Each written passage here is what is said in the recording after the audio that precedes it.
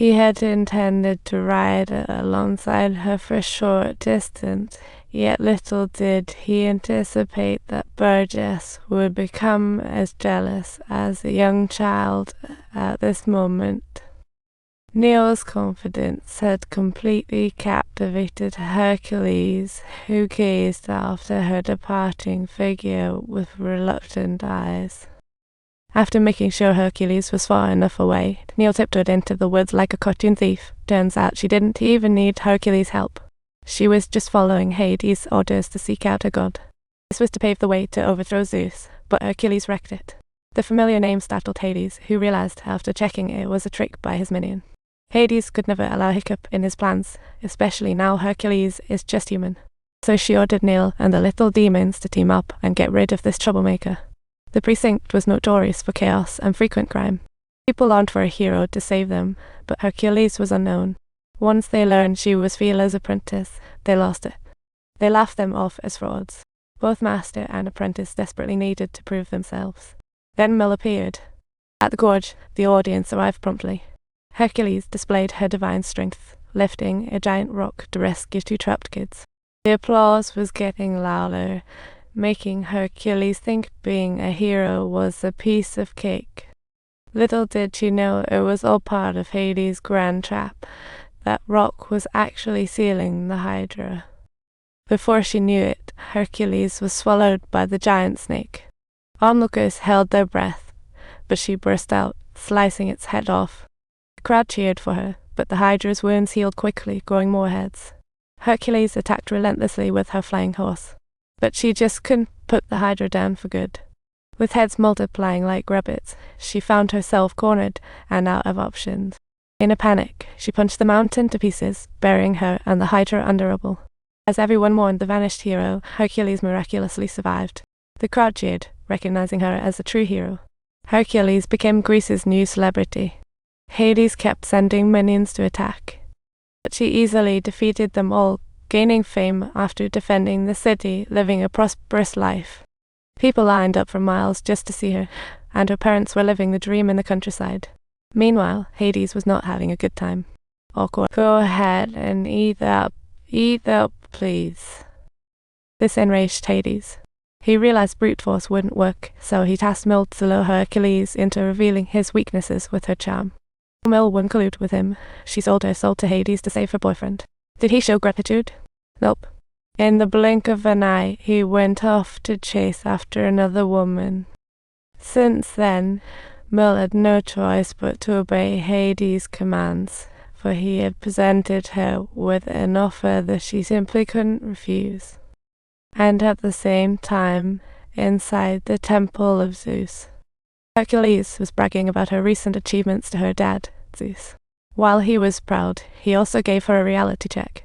Fame and popularity didn't make one a true hero, those were just superficial. He said to search with more heart. Hercules had a mansion, but felt no joy, realizing her efforts were in the wrong direction. Mill fulfilled her pact with Hades, seeking Hercules' weaknesses. Helo had trained him flawlessly.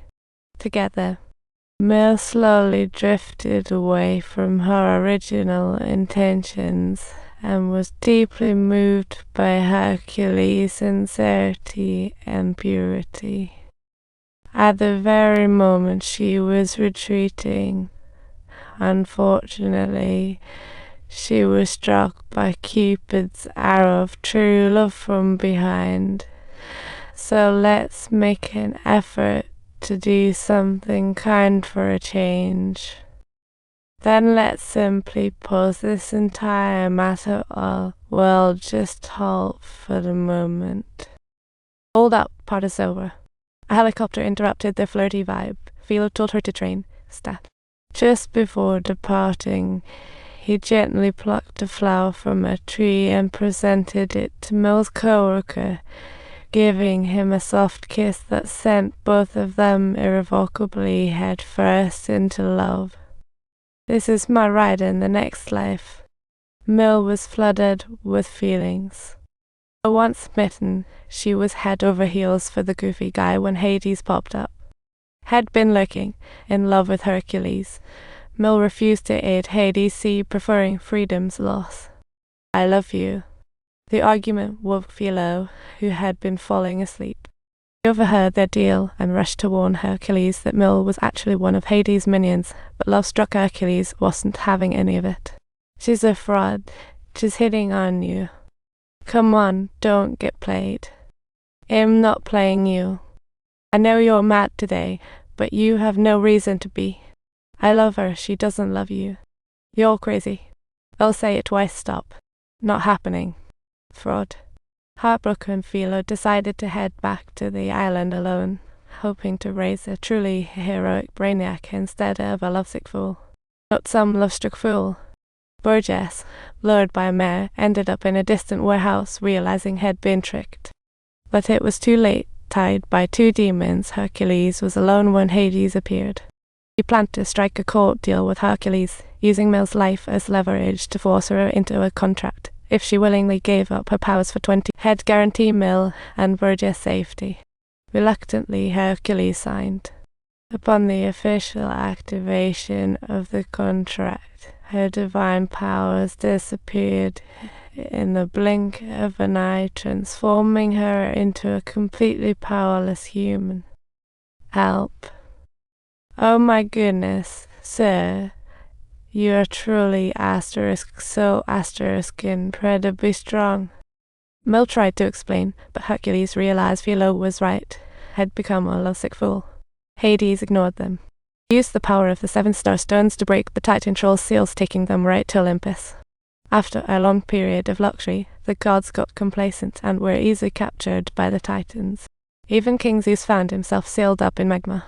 One of the Cyclopes, under Hades' order, came to Cybis and went on a human slaying spree. Even without powers, Hercules stood her ground like a champ. But now Hercules had neither power nor will. She quickly went down against the Cyclops. Mill realized things were looking grim for Hercules. Just then, she heard the Pegasus calling, freed it, and hopped on to go find Philo. Perhaps only Philo could reignite Hercules' spirit. Good thing the Cyclops seemed more interested in mocking their son of the God King first. Right then, Philo and the crew arrived. With their encouragement, Hercules found her spark again, using a torch to poke the Cyclops in the eye and tying its feet, sending it tumbling off the cliff. But she didn't notice the stone pillar swaying dangerously behind her. Mill showed her love for Hercules through action. Hades had promised Mill safety, but as soon as she got hurt, the demon contract fizzled out, restoring Hercules' powers. Don't forget to subscribe.